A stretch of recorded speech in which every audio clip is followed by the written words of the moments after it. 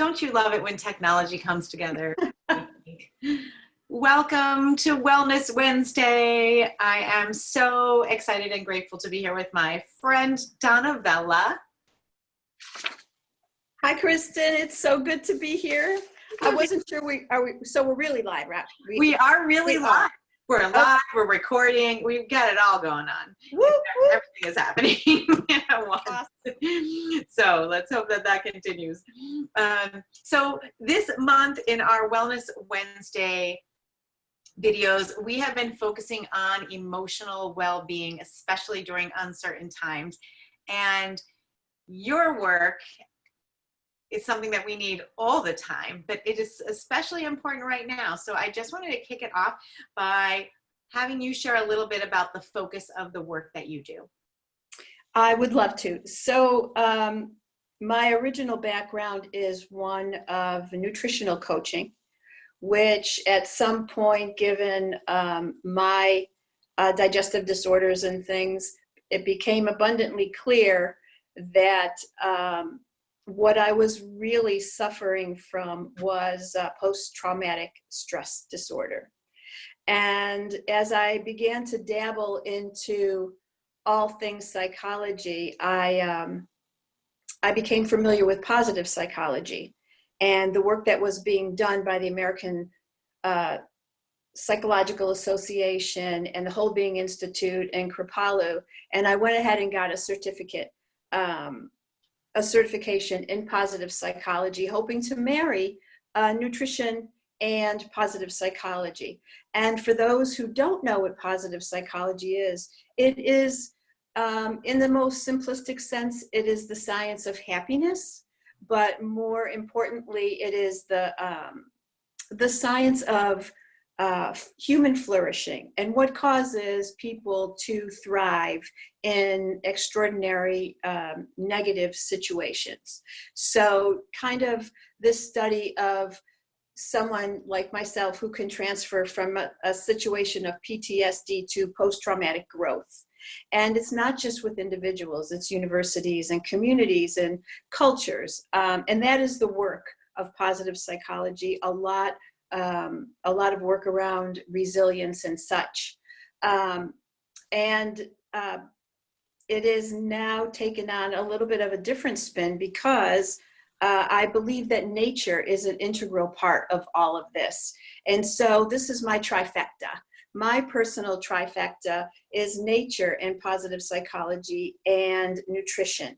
And I personally have benefited enormously from this. And so what better time to think about nature than today? Absolutely. Absolutely. Yes. I know that you have had you have had significant PTSD with some events that happened in your life. Right. And now I believe that globally, we've got a collective PTSD situation here.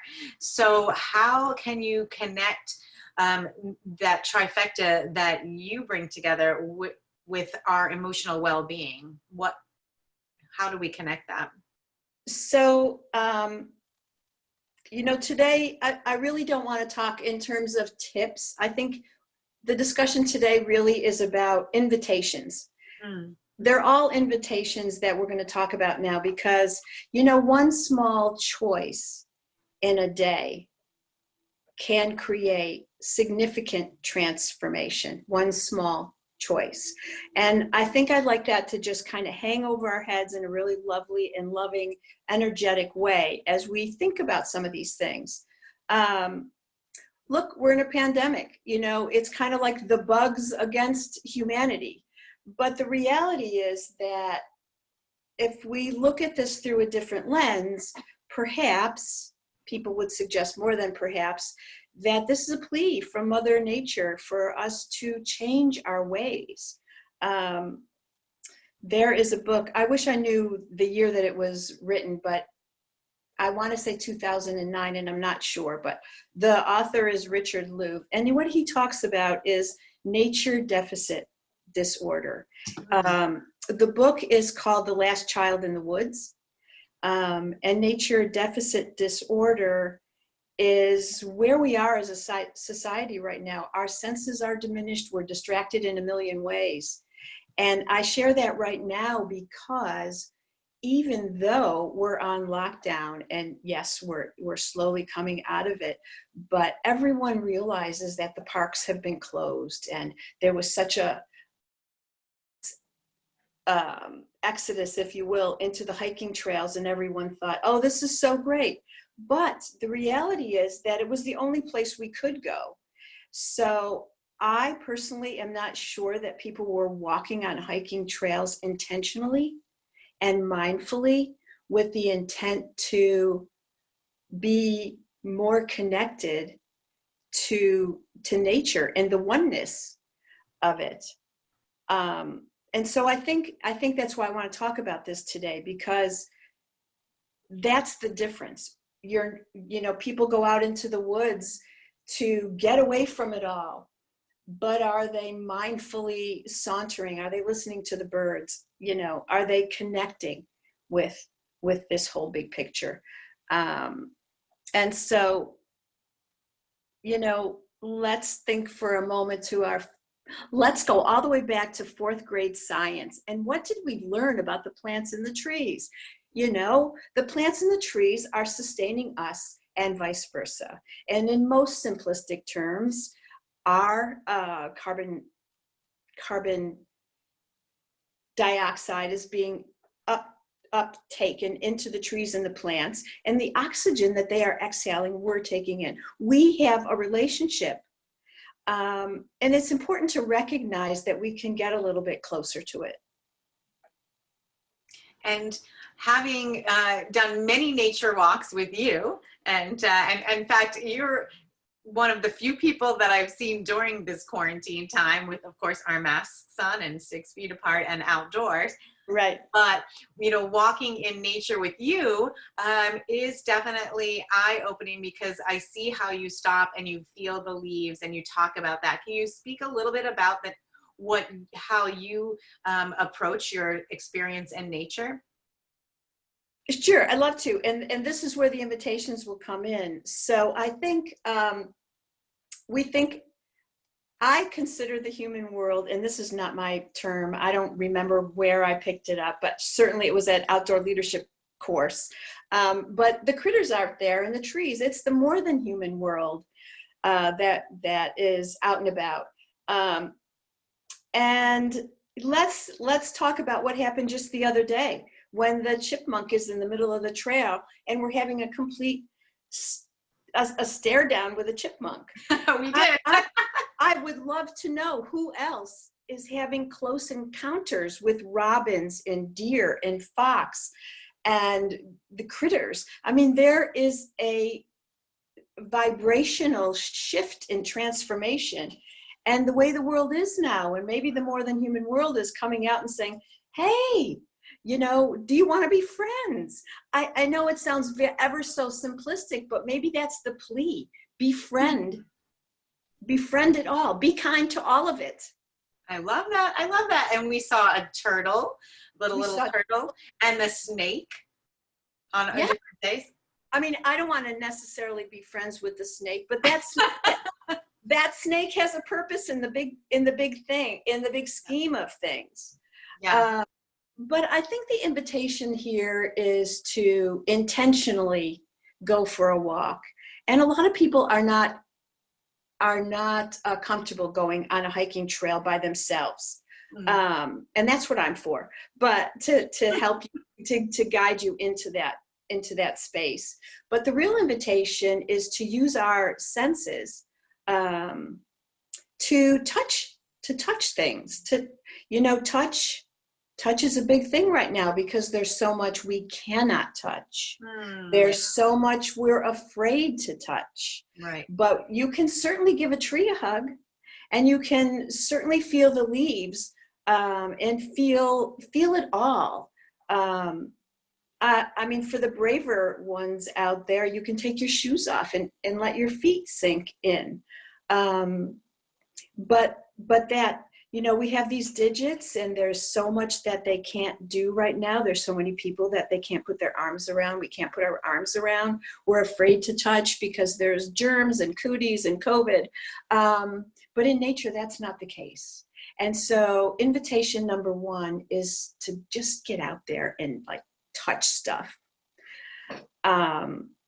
And then the second invitation would be to listen, you know, really listen to what you hear in the forest. And I, for one, I used to confuse the sound of a chipmunk with that of a bird. I mean, I know the difference now, but sometimes, you know, you have to stop and think and be curious about what is that sound. And there's so much depth here and mindfulness in all of it. Taste, let's take, you know, taste. I don't know if our other friend Jill is out there, but she loves to go foraging and tasting things in the woods. The mushroom queen. Yeah, the mushrooms, the ramps, the onions, the dandelions, you know, we're watching, the fiddleheads are out now. We can saute those ferns. And that is scary territory for sure. But there are things to taste and experience out there.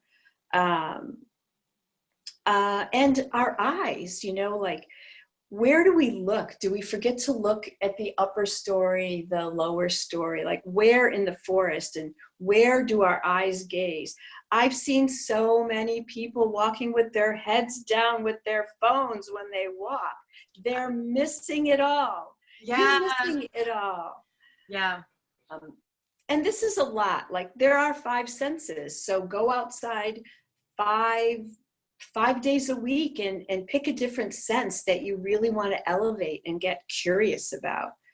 And then, of course, you know, smell. Smell is kind of, well, I have a big nose, and I lead with my nose for everything. And I have an Italian background, so it's all about the smell for me. You know, rain, flowers. When you saunter through the woods, what are you smelling? Are you smelling lilacs? Are you smelling honeysuckle? What are you drawn to? Like, what shifts emotionally do you feel when you smell lilacs? Like, lilacs for me remind me of my hometown, which is Rochester, New York. And there, you know, Rochester is the lilac capital of the Northeast. I don't know if it's the country, Wow. but I'll just say the Northeast. Who knew? Who knew, right? And so that conjures up things. You know, I know in another video, I don't know if it was last week or the week before, you talked so lovingly about emerald perfume. Like, that's a whole nother story. But, you know, smell's important. And then not to totally disregard the fact that this was a conversation about talking dirty. I actually did bring some dirt with me. Dirt is important, and I want to share something that that really shifted things for me. When I was at Kripalu getting my mindful outdoor certification, one of the invitations there was to sit under a tree for a good long time. And at one point, a secondary invitation was to dig a little hole and put some dirt in your hand and smell it. And I'll never forget it, because having my face right in the dirt created an amazingly visceral reaction in me. And I started to cry. The dirt is powerful. Like, there's bacteria in the dirt that actually stimulates, and this is science, the production of serotonin. Serotonin is an antidepressant. You know, you feel your whole fight or flight response, just like everything kind of drips and drains out of you.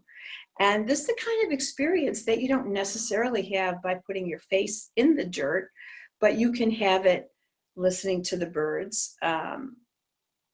And, you know, not so incidentally, for people that are sick or have immune compromised situations and can't really go for a saunter in the woods, all of this stuff works by sitting next to an open window. Mm. There's many ways to get to the same closeness with Mother Nature. Yeah, yeah, especially for people who are living in the city or in apartment buildings and may not have the accessibility to a big park or something like that, like we have. I can just go in my backyard. I've got lots of trees and dirt to play in right now. So Right.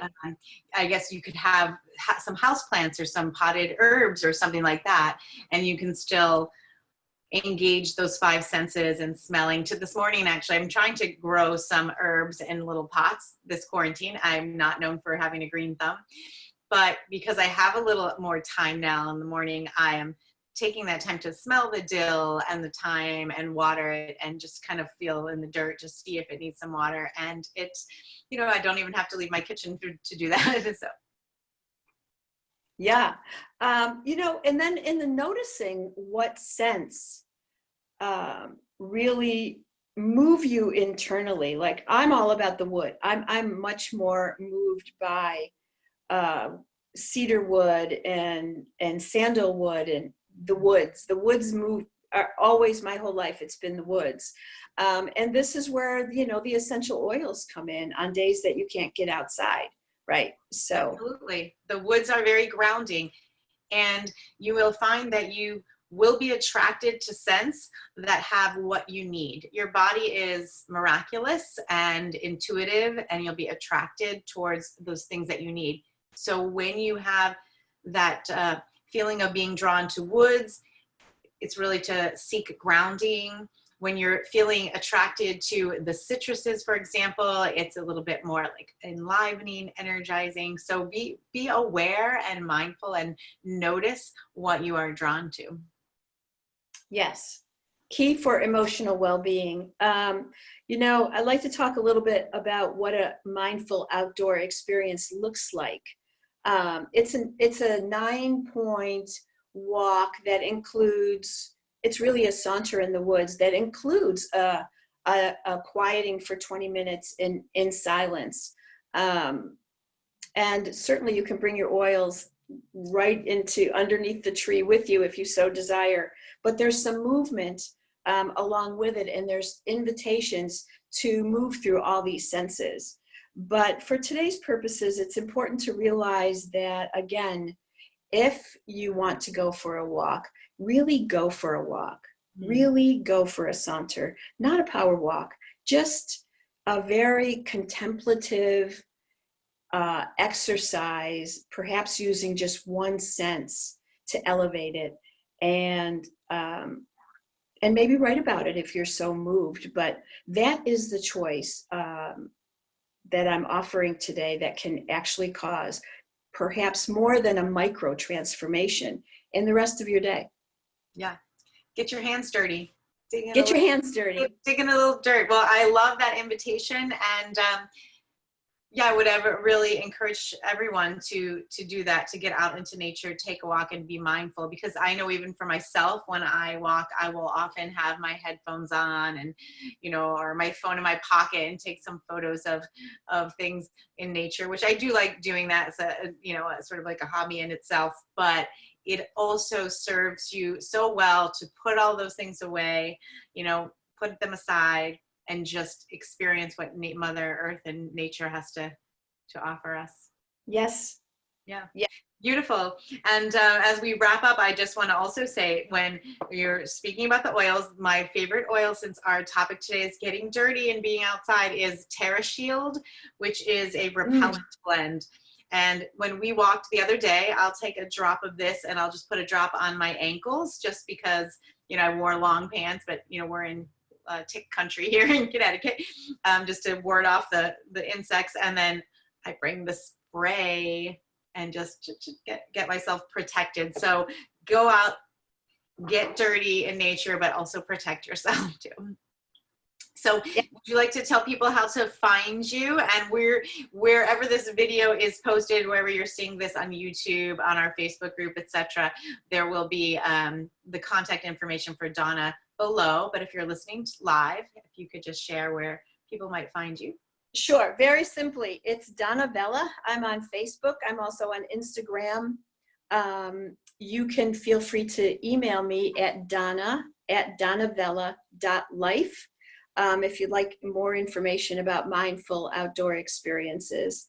So that's email, Facebook, Instagram. That's it. That's beautiful. That's Good way beautiful. to find me. And if you're local to the Connecticut area, you are bringing back some actual social distancing outdoor experiences coming very soon, right? Coming very soon. I think we're going to wait till very early June, but those outdoor experiences will be on the Sticks and Stones website, Sticks and Stones in Newtown, Connecticut. Yay, I love Yay! Yay, Sticks and Stones. Yay. So get out there and soak up some nature, sink it into your 5 senses. And thank you, my friend, for sharing with me today. And I can't wait till our next hike because it is always fun and adventurous with you. Yes, it is. Yes, it is. Thank you so much. Mwah. Good to chat.